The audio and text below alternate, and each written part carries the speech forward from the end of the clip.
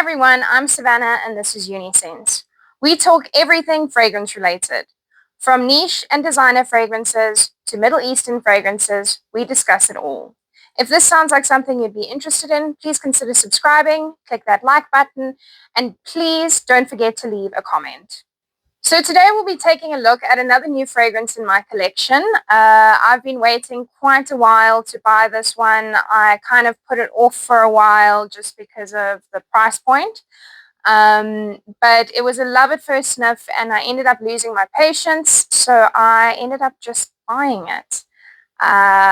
Boyfriend didn't know until probably a week later. But yeah, we deal with that.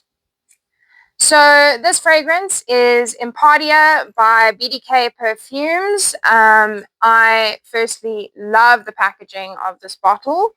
It is absolutely beautiful. So hang on, there's just a whole bunch of fingerprints on this bottle. But this is the fragrance. That's the bottle. It's really, really beautiful. Once again, it's a gradient, and I love gradient bottles, and it's just a beautiful bottle. So let's jump into the notes. In the top notes, we have pear, bergamot, and mandarin. In the mid, we have Bulgarian rose, Turkish rose, and African orange flower. And in the base, we have akigalawood, vanilla absolute, and sandalwood.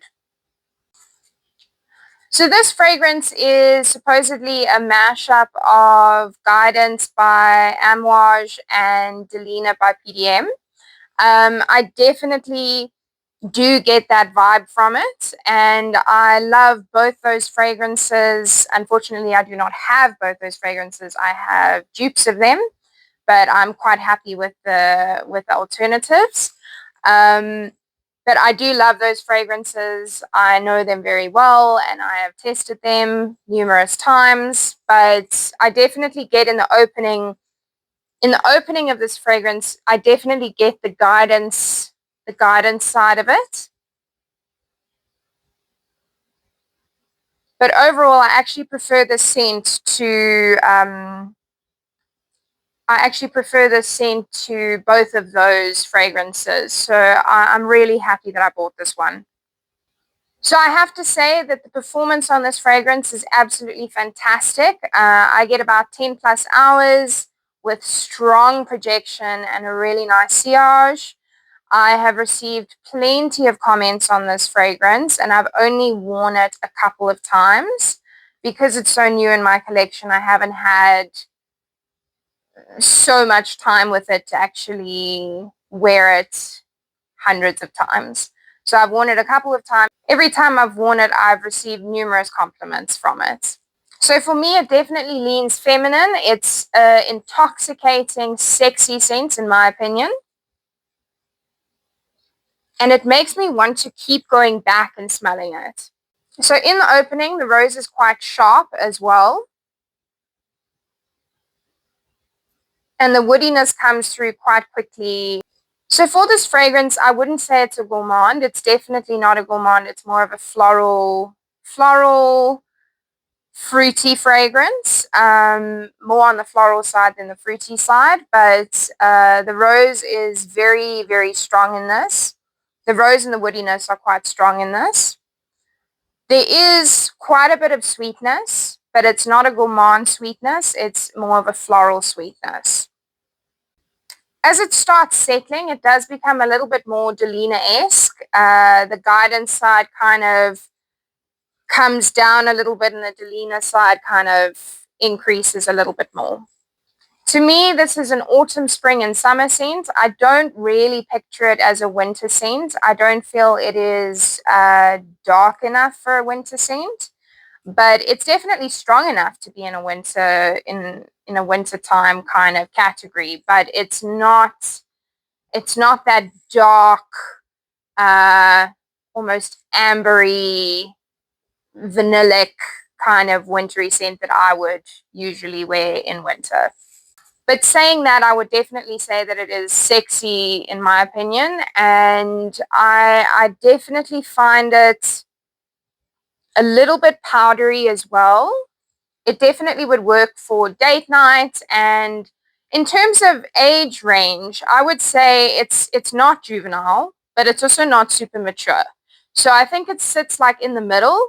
So I think it would be probably from 20 upwards. That's the age range that I would kind of say.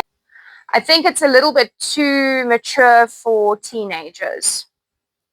So as you get into the dry down, it becomes a little bit more creamy and a little bit more dense. Initially in the opening, it's very rosy, very woody, and a little bit not as dense. And then as it starts drying down, it gets a little bit creamier and it gets a little bit thicker.